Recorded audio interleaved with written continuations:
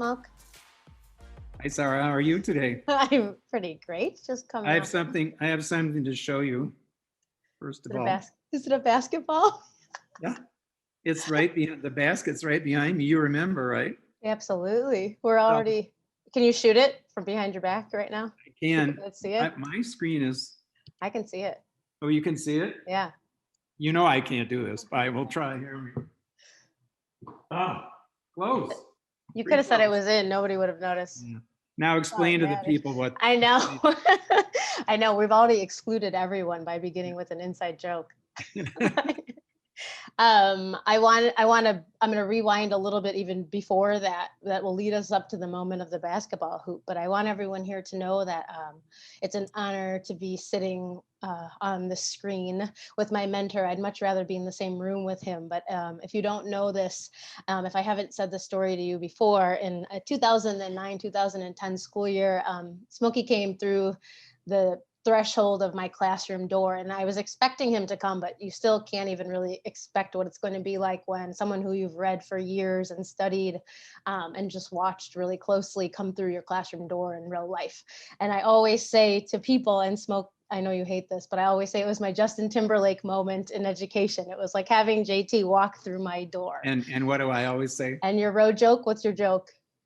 Just trying to bring sexy back.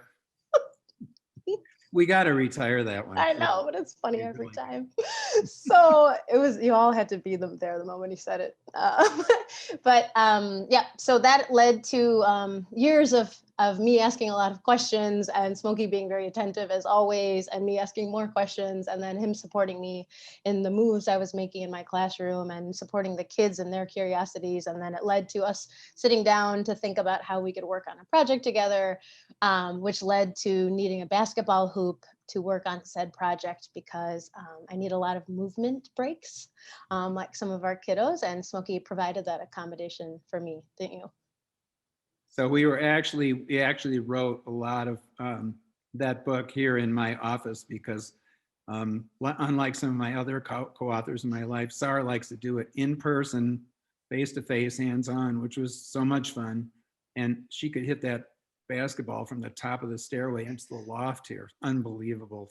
Just 1-3 after another. I think our editor would have preferred the book to be done sooner, but you can all see why it took the time that it did.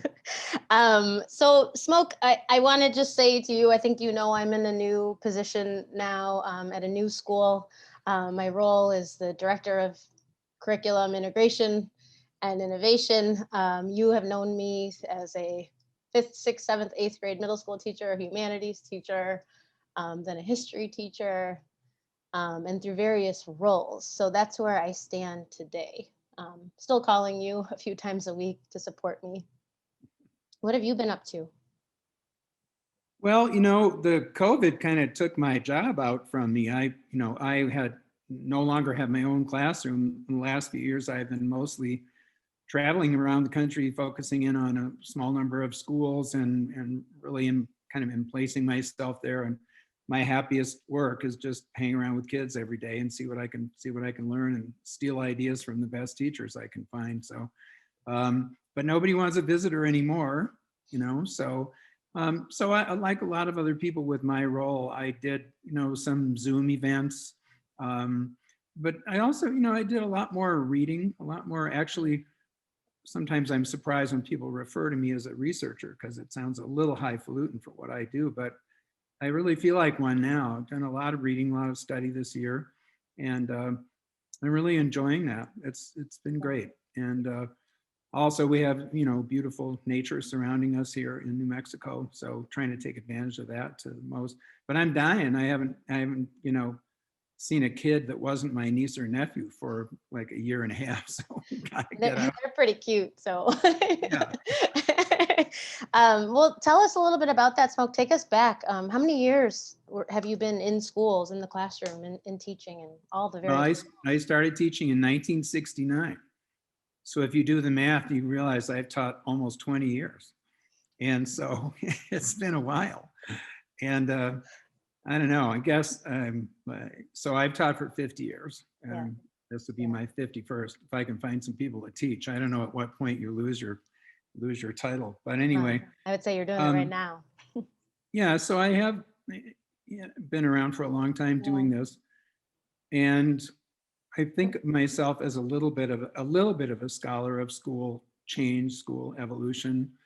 And so now I look around at what's going on and I see, first of all, we have, COVID, we have a racial reckoning going on, we have climate change that's just ramping up in terrifying ways. So Right. there's outside of school, there's plenty of scary and worrisome things going on.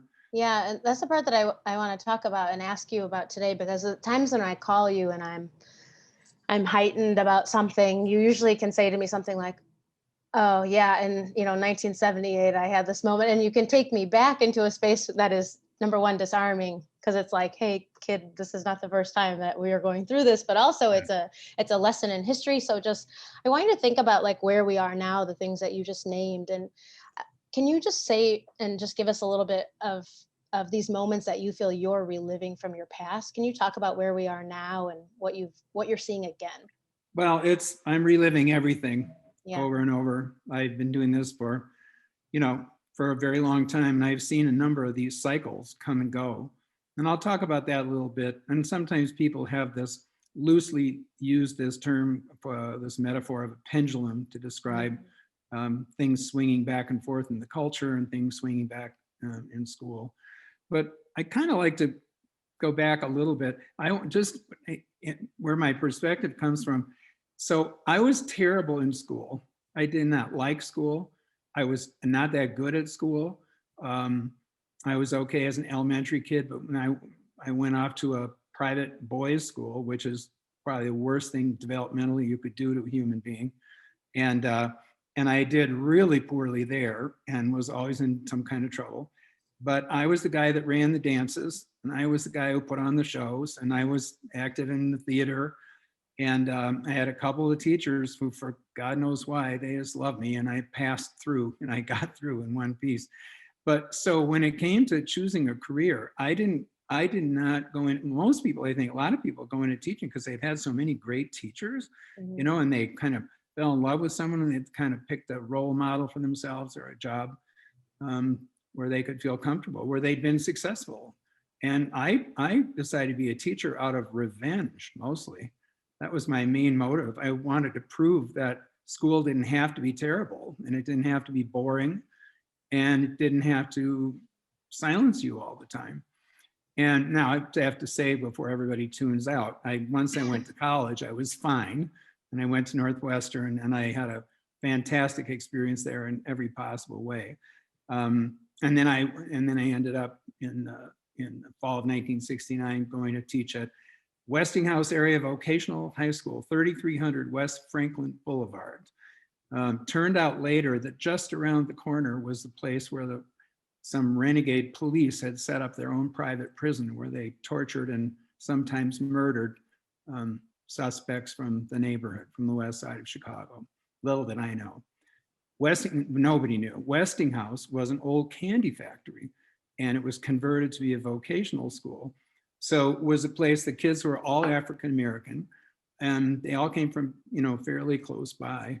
And a side note, a few years ago they invited me back there to talk. Wow. But now it's a school for gifted white kids and all kinds of kids, but it's gifted kids. Yeah. And I didn't know what to do, what to say to these people. It's like, I used to teach you. I mean, you would never believe it, but I did, Yeah. Did you tell them the story of gentrification in the neighborhood? Yes. Well, I'll talk about that actually. Yeah. So I just want to tell you this story for background. So I'm there. It's my first year of teaching, and the principal, I won't mention his name. He's long gone to his reward. But anyway, the principal, one thing you learn right away is he was terrified of the kids. So he never left the first floor very much unless he had one of his assistant principals to guard him.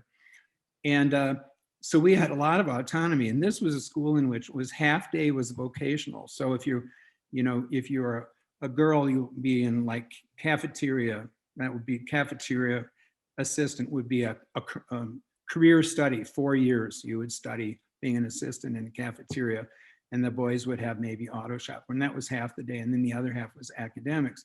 So anyway, this buddy of mine, social studies teacher, Norm Spear, we wanted to really teach. We were reading all these incendiary books about education and stuff, and we thought, well, nobody cares what we're doing up here. So we found, one day we were walking around, we found an empty science lab, no equipment, but it was a huge room.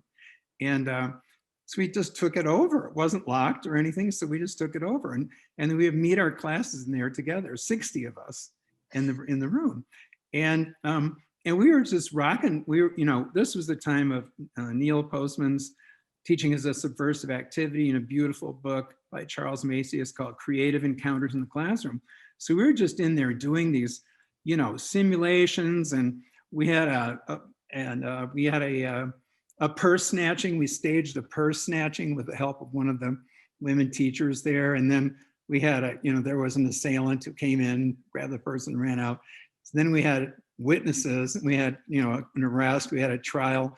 And then the one thing we learned from this was no witnesses remember anything accurately. He had a red coat. He really did. He had a red, And so, and then we're doing all of these simulations, like one of them is a production line, how you set up a mass production line. Mm. And this was doing widgets. You had 3 pieces of paper, and you had to stick a paper clip through the whole notebook paper, right? And what else did you do? You had put a star on each. These are widgets. So then we started a production line, and the kids would try to do this, and we try to figure out how to make it more efficient. So what happens is then you bring in some technology. It had 3 holes punched in it. So we brought in 3 hole punches. So now we had technology, we could speed the line up. What happened is when the 3-hole punch got clogged, everything stopped and nobody could get any work done, and no widgets were being made. And in the end, our workers, which of course were the students, eventually, as predicted, struck. They struck for better wages and better working conditions. So anyway, so we're up doing this. So finally, of course, we got caught. And I knew that because one of the assistant principals came up and told me that he was going to take me down to see the principal. You're scared of kids. He side-eyed me with dead man walking intent as I marched down the stairs with him. Anyway, so the principal fired me, and there was some yelling, and I knew he couldn't fire me anyway for millions of reasons. But anyway, it turned out after we were talking for a while that he was firing me not for having co-opted this classroom and having our own curriculum being taught upstairs day after day, but it was because he had found out that I'd been advocating with the kids, agitating among the kids to move the prom from the downstairs gym to the upstairs gym, a conspiracy I'd never even heard of, much less participated in. So, and then he, about 10 days later, I got a sort of conciliatory note from him saying, just keep your nose clean till the end of the year, please. And I was in no hurry to stay there either. So, but anyway, so that was my launching. But in the time when I started teaching, it was the 60s. So we had these quite popular books about progressive methods of teaching, and people were reading them, and there was lots of mention of them. I was very active in the National Council of Teachers English throughout my whole career, but especially then I was on committees and stuff. So there was a lot of progressive activity. This is like pre-whole language or anything like that, but yeah, a lot of the same ideas. Can I pause you for a second on those ideas though? Because I'm thinking of like real life, the game of Clue, real life Judge Judy, real life, all the simulations that you're creating, which we'll talk about learning provocations, but to me, you're creating lots of provocations for learning in here. And even though you're being a radical and a renegade in the school, but I want to just quickly, before you keep going on, like, what did you hear from the kids when this was going on? Like different than, you know what I mean? What are the things that came up for you? I could celebrate your teaching all I wanted, but I want to know more about what happened. What did you hear from the kids when you were taking them through things like this? Well, the kids love that stuff, and that's why we did it. Yeah. And I'm sorry I have so many stories, but when I was up there teaching by myself, I had my kids in a circle. Why wouldn't you? That was something a lot of teachers were starting to do then, and it was fairly new then. Yeah. And that same principal came in one day and he rearranged the kids into rows with the kids in the seats. I thought he What? was going to have a heart attack. He was an old guy Really hates kids, with that huh? short sleeve white shirt, dragging these Yeah. chairs around with these Yeah. big grown up kids in them. It was Yeah. really weird. But anyway, so what do we hear from the kids? You know, the kids loved being engaged and everybody having, you know, it was experiential learning, I guess. That was the Right. time when people were talking, using that phrase maybe more than Yeah. But it, something. but for you, Smoking, you try and do this to me, so I'm doing it to you. But when you say the kids loved it, like they loved it, but what are you parsing out now? Like how do you know they loved it? What's evidence of the kids loving these lessons? Well, I think evidence was they always showed up, you know, whatever classroom, they were always showed up. It was very casual. I mean, I did get in trouble for running such a casual um, operation, but you know, I think one of the things that we'll come back to this too, but I think um, we need some renegades in the system. I think we need some people who are willing to take some risks. And in my case I was very protected. These risks were minor. Well, at least to push back against the orthodoxies, you know, and I feel we have this very much in common, Sarah, from being in your classroom. You know, when I walked in your classroom the first time, the first thing I noticed was your ease, your authenticity, your friendliness, your openness. That's why I thought it was the best middle school classroom I'd ever seen. Still think that, but just the ability to be there and to find the kids amusing. I mean, if you can't find, Yeah. you know, any kids, but funny, crazy, you know, just endlessly fascinating and volatile in the really fun ways, you know, what else would you want to do with your life but spend time with them? I know. Well, and you allow them to show up their whole selves when they're coming to that space with you, right? Those kids were my first mentors, I think. Yeah. In the profession. Yeah. What did they teach you about yourself, Smoke? If you're saying you're this white guy coming from Minnesota and you've only had mirrors your entire life, right? You've only been sort of an insular space your whole life, and then you step into a new space where you're about to learn something and get life lessons here for what it really looks like to be with kids. What did they teach you Well, early? you know, they were modeling for me. And what greater gift could you have than to land in a group of people that are unknown to you and have them take 180 days to just be with you and react to you and work with you. It was a gift. And for me, the kids taught me. My research for my dissertation was my year with the kids. Then later I wrote it up. But it was very clear to me that it was, you know, it was a systemic system of oppression. You know, imagine this. You've got 5-year-olds and 6-year-olds coming into schools in Chicago and a million other places. And the kid says, I ain't got no money for lunch today. And the teacher says, oh, so you do have some money, because you can't have two negatives in a sense. And it's the day you start school, people start pretending they can't even understand you, that you're so off the standard, it's incomprehensible. Right. To have your language disvalued, the number one tool that kids have to explore life, the world, reading, everything, and to have people constantly undermining the very legitimacy of the words that come out of your mouth.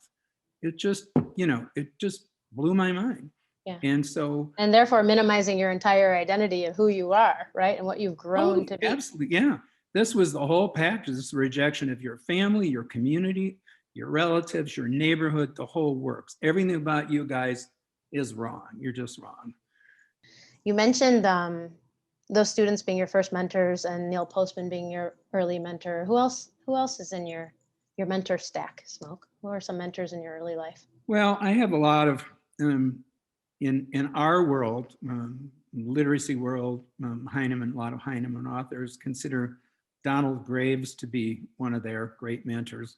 And I knew Don and I worked with him and we did some conferences together. And I wasn't one of his close personal mentees, but he was a guy who was a mentor by a long distance mentor, through his works. And when you would see him at a conference, and one of my favorite memories of Don was just going into a conference, and then he was so beloved, and he'd written a book called Teachers and Children at Work about writing, teaching writing, which no one had paid any attention to in language arts for so many years. And he just came along.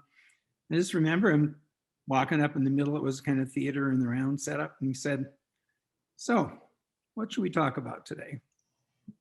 And then an hour of questions and responses came forth. And he was I love that story. just his absolute faith and trust in children. Maybe I connect to him because of my Westinghouse experience, but that was just the absolute basis of his humanity, was being completely transparent and open with children and just going, wow, what can I learn here? Yes. So he was a tremendous mentor to so many people. I kind of feel like I have mentor schools too, schools that have raised me up and passed me along, spit me out. But in your old school, Sarah, early school in Chicago, was certainly one of those. Shout out to Burley. Yeah, shout out to Burley. I remember I was thinking today that when Stephanie Harvey and we had written our inquiry book, Comprehension and Collaboration, we wanted to make a video where people were doing, really high quality inquiry work. And we, through various friends of friends, we came there. And I had never even been in the building. So it was kind of on the come that I got Steph to fly out from Denver. We went there. We visited the school for a whole day, including my famous visit to your classroom. But anyway, at the end of the day, we sat down, we looked at each other, and we actually said this might be the best school in America today, right now. It just doesn't get any better than this. And you had that wonderful moment that happens sometimes in schools. It doesn't always last forever, but where you have every just right person is in every just right slot. Yeah. Everybody's, Skiba, Kristen, everybody. And Barbara, we're talking inside here, but a wonderful, wonderful school it really was. And so I felt like I was raised by Burley, and you're still raising me because we're all still friends and we still work together.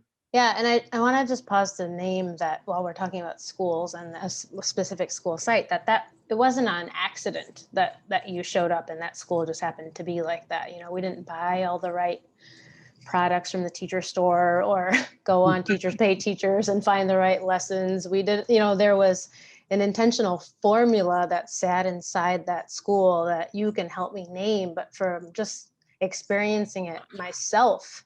And I say this to every school I go to now, which is, now I've been in a lot of different schools, but it's not without like complete intention. And the very first thing, I tell the story all the time, but the very first minute I sat down in my interview at that school, Barbara Kent, the principal at the time, was satisfied across the table from me and had a stack of professional texts next to her. And she dropped it in front of me. I was fresh out of college. She dropped it in front of me and said, "Before this interview can continue, I'd like to know that you can read these over the summer. This is what we do here." And that was it. Right. And, like post-college me is like looking for the Methods elementary ed book that I hopefully read in there. And it was The Art of Teaching Writing by Lucy Calkins. And I found that one and I was able to just speak to it. And I said, yes, of course. Like I'm just coming out of a course where we did this work. And she said, great, we can continue the interview. I didn't know that was coming, and she was terrifying and still is. And we talked about that. But it was a moment that just spoke to me about this is the identity of this school.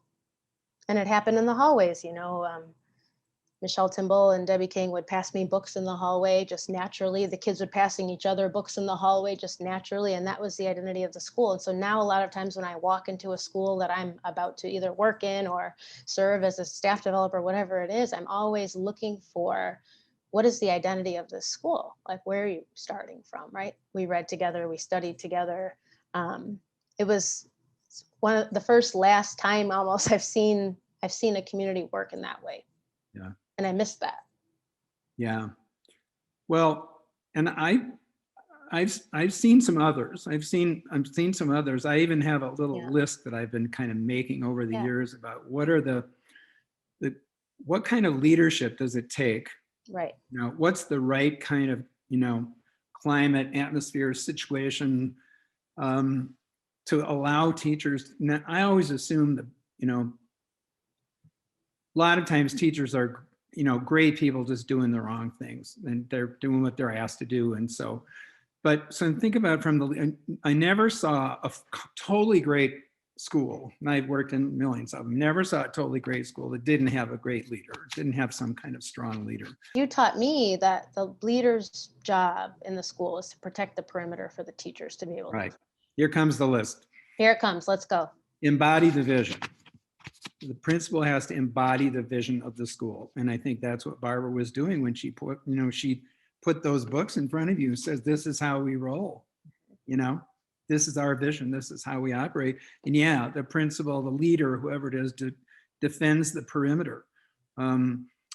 We used to have we started a high school, won't get into that, but it was a Chicago public school, and we got faxes every day from downtown telling us to do all this crazy stuff. And we had a principal for the building. She wasn't even, was a teacher-led school. She was a principal. We went and said, Sylvia, what are we supposed to do with all these faxes? She said, you got a wastebasket up there? Okay, that's called defending the perimeter. Ignore Yes. those idiots. That Yeah. was, you know, the principal connects the people, I think. Principal's job is to connect the people, everybody who works in the building. People can kid around about family atmospheres and stuff, but the great schools I've known really do have a family atmosphere. Yes, it's real. All but not everybody will socialize together, and they, you know, and it's a whole thing, and it's precious, those windows, as long as they last. Another thing great leaders do is they know the curriculum. They know best practice teaching when they see it, and they can model it, and they do model it, right? So if you're going to be the leader, you better be the first one up there showing how it's done, not wait for the kids to do it. Yeah, I'm sorry. Could you say that just one more time? Because that was a very important, louder for the people in the back, Smoke. Well, you have to know best practice. You have to be a master teacher yourself. There's no way. Yes. I've seen people who try to fake it, but to expand on that a little bit, if you're a great leader, you're spending time with kids, and that's not a walkthrough. That's you on the rug with 2 or 3 kids nosing into what they're reading and listening to them talk about it, right? It's right. Not a walkthrough. That's only damaging in any iteration I've ever seen. So anyway, and of course, one of the things that principals do, which should be more collegial, in some places it is, but it's hiring, because hiring is, in a way, one of the most important decisions a leader can make, especially a principal in a public school district. And hopefully that's done with community members, and hopefully that's done with teachers and maybe with kids. But in any case, you've got to hire brilliantly, because you don't get that many chances, and each one is just so precious. You're trying to build that community, that family of trust and congeniality. It's got to be very careful. And then the last thing, in a way, is the most important thing. Is something I saw from Barbara, and I've seen from Clint Prohaska and principals that I work with, these other superstar schools, and as leader makes the coffee. There's no task too small for a leader to do. Want to be on the ground with them, right? You want to be on the ground with everybody, including the kids. I think back to your principal who was scared of kids, who hated them so much that he couldn't stand the fact that they were using the F word in school, right? Having fun. Yeah. Like you always say. So thank you for that list. It's important. I hope everyone took copious notes there. Ready to start their own schools, or at least ready to sit at the table and say, hey, this is what we want. Thinking about taking another look at your book, Being the Change, which I'm adore and respect. And I was just going to ask you it's been a while since that book came out, and you introduced a term, social comprehension, to the world in that book. And I wonder how you feel that's how's that idea developing? I mean, within you and your work, do you see it evolving or changing, growing into something more? Yeah. Not that Yeah. it needs to. Well, no, it's a good question because it is evolving probably in the same way that comprehension does, right? Where it evolves. Nothing is linear. We understand that about learning. All those people talking about learning loss, you don't lose next to Larry anything, right? It's not a linear path to learning. And so we'll talk more about learning loss as well. But I think for me, the more I talk about it and I'm talking with groups and the more my evolution of understanding identity grows, I can start to think about social comprehension as not only just the headings in that book, but also the way that we employ sort of the comprehension strategies that we know about determining what's important, about connections, about asking questions, synthesizing, all of these things that we do when we're asking kids to put eyes on text or video or whatever it is that they're doing, is the same thing that I'm doing when I step outside in the world, that with my carrying my own identity markers. And it's the same thing that people do to me, the way that identity is who I say I am, but also assigned to me, right? And so to quote Dr. Tatum's work. And so I think like for me, when I step outside with my visibility, I'm thinking of there's things that I have to think about all the time. And for you, that those things might look different. There's probably things that you never have to think about, right? Like, I think you could agree with me, like you stepping into spaces as a white man is very different than me stepping into spaces as a woman of color. There's more that I have to think about in some cases, right? Not all the time, but in some cases, it's definitely something I carry with me. So I think that's the piece of the social comprehension is being able to, but also like you and I both identify as educators. And so we could go along our merry way. We all have other interests as well that we share and markers of our identity that we share. But I think where we are finding tension is what Priya Parker, and we'll talk about her book. I talked about it with Chad in our other conversation of the Art of Gathering, but she calls that tension where you and I might both be educators, but when it comes to the concept of forgiveness or marriage or justice, we might have some tension in that intersection of how we perceive things to be. So I think that's where I sit. She calls that unhealthy peace. Yeah. And like, right. And you know that, and we've been talking about her for a while, and just like the inability to name the fracture that sits in front of you. That's what she defines as unhealthy peace. And so I think sometimes we have a hard time naming that fracture. And I think that's where social comprehension sits for me. What is the thing that I can do to get a little bit closer to the truth? Either your truth, the actual truth of history that we're dealing with right now. But what is the thing that I can do to get a little bit closer to the truth? And I think that's probably what social comprehension is for me. Yeah, and I appreciate that. It was a life lesson that I got from you, one among many. But just the way you said it one time, and about allow me my truth. Yeah, and just am I ready to really, decenter my truth, right? Instead of having an uneasy peace where we settle and yeah. Yeah. Well, if you allow space for someone else's truth, then we can all sort of just progress in a place that is healthy. I would imagine we could hopefully do that. But our failure to understand how recent history has affected us is what kind of keeps us in this place. So that's where I'm sitting. But a lot of that I learned. It's a offshoot of the things that I've learned from you, and I'm thinking about how you center curiosity and talk in your work. Many Lessons for Lit Circles is one of the biggest books on the planet, as far as I'm concerned. There's not a country that I haven't been in that has it. A teacher that doesn't have it, and I think, like you said early, you're like, I went into teaching for revenge, but like, I love that you said it that way. And also you went in with some intention to make school a place where kids want to be.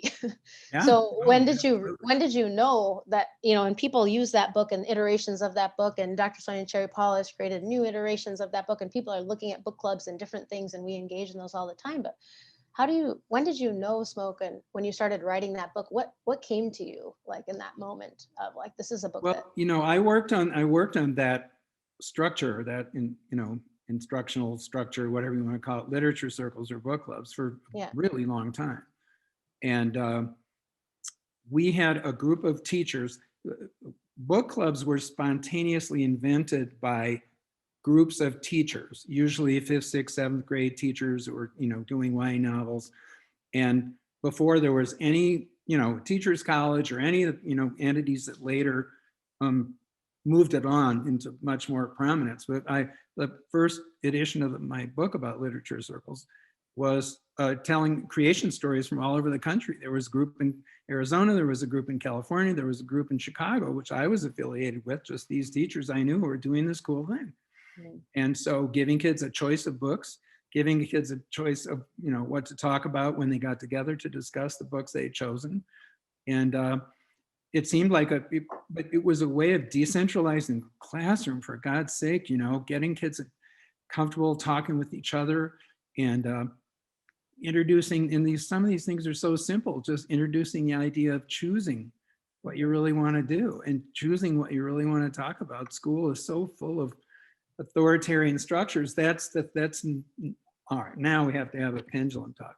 But it's true that schools are still, to this, when I started and to this day, they're filled with authoritarian structures. And right now there are people all over the country in state legislatures trying to put more authoritarian structures into schooling. But so I have seen a few pendulum swings in my time, absolutely. But here's what it's always about. This is the story of, Sarah, you and me, we're part of the history of this thing called progressive education in America.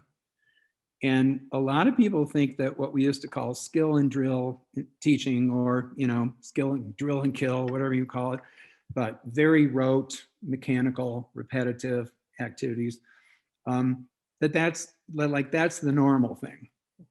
And then every once in a while, something like whole language comes along, or inquiry comes along, or some crazy thing comes along. It's not an aberration.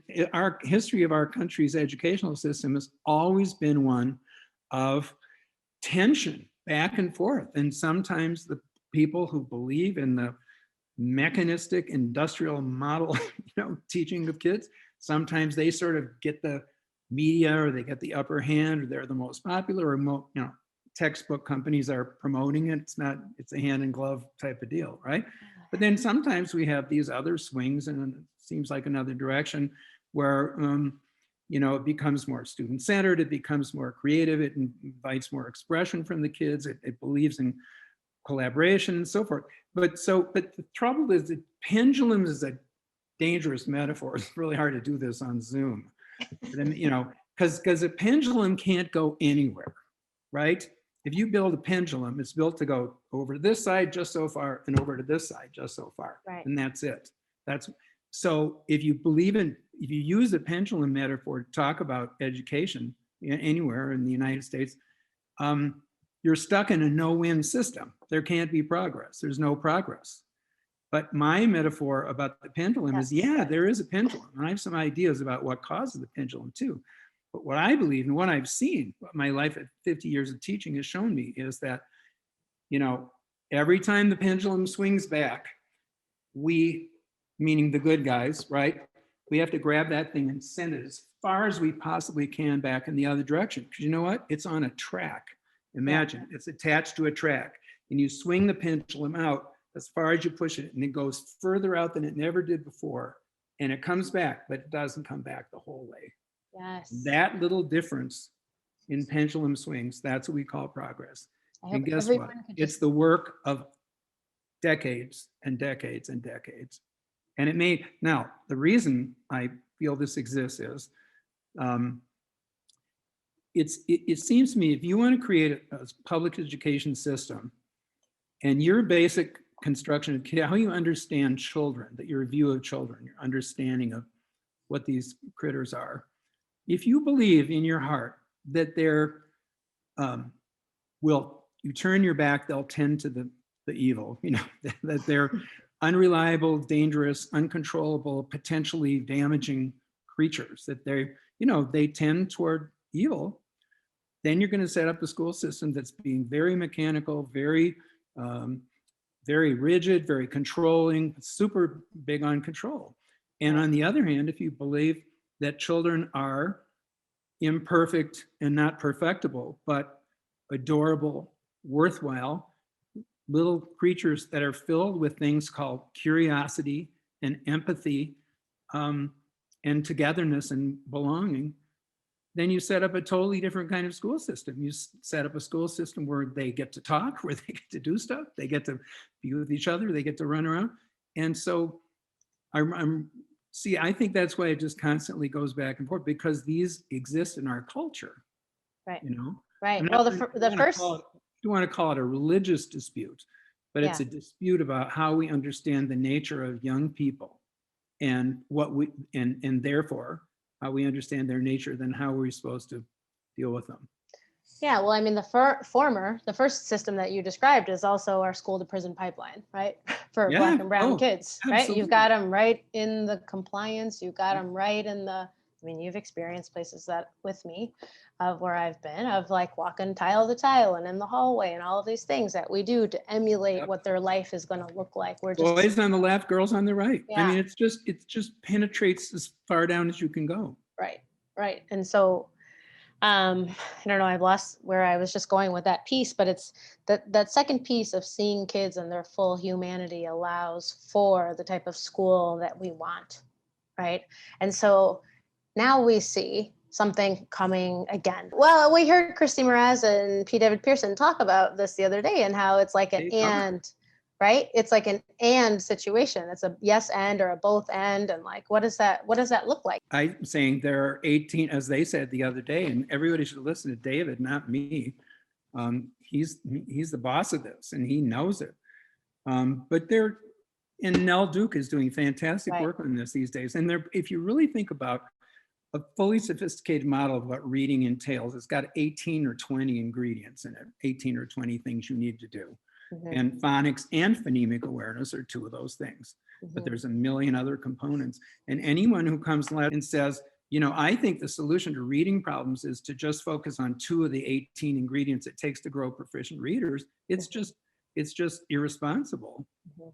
And it doesn't mean it doesn't see the public, unfortunately, loves this. It's sort of like learning loss. Now we're having learning loss where people are being convinced that missing a year or year and a half of school leaves you somehow, necessarily worse off. Kids learn more.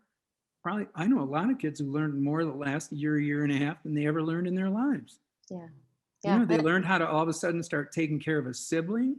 They Exactly. learned how to manage themselves alone a lot of time. They Yeah. learned how to learn the technology and how to learn the behaviors and Zoom classrooms. It's just mind blowing how much Yeah. kids had to learn. I mean, you would have to have a very narrow definition of what learning actually is in order to buy into that fully, right? Without stopping to ask the kids, sure. like you and Steph always say, stop and ask the kids what Yeah. they have learned across the year. We spent some time doing that at the end of this year. And like you said, there's kids that became multilingual speakers because they were around their parents more. There was kids who still became better sisters. They said my brother's still really annoying, but I'm a better sister than I ever was, right? They're their full selves. Smoke, I want to just like start to wrap up to think about like you've given us this incredible leadership list where everyone in the building can participate in leadership in this way. You've given us the importance of choice and talk and having faith in children and showing up for kids and in their full selves. And just this idea of having faith and trust in children that Don Graves taught you and being transparent. It's things that we know. We came into education that way. And the last kind of thing I'm going to ask you is what happened when we all entered the space this way with all the intent, the great intent that you named, right? All of us came into teaching. Not everyone came in for revenge, but we came in with this intent. What happens along the way that sometimes we as educators lose our way?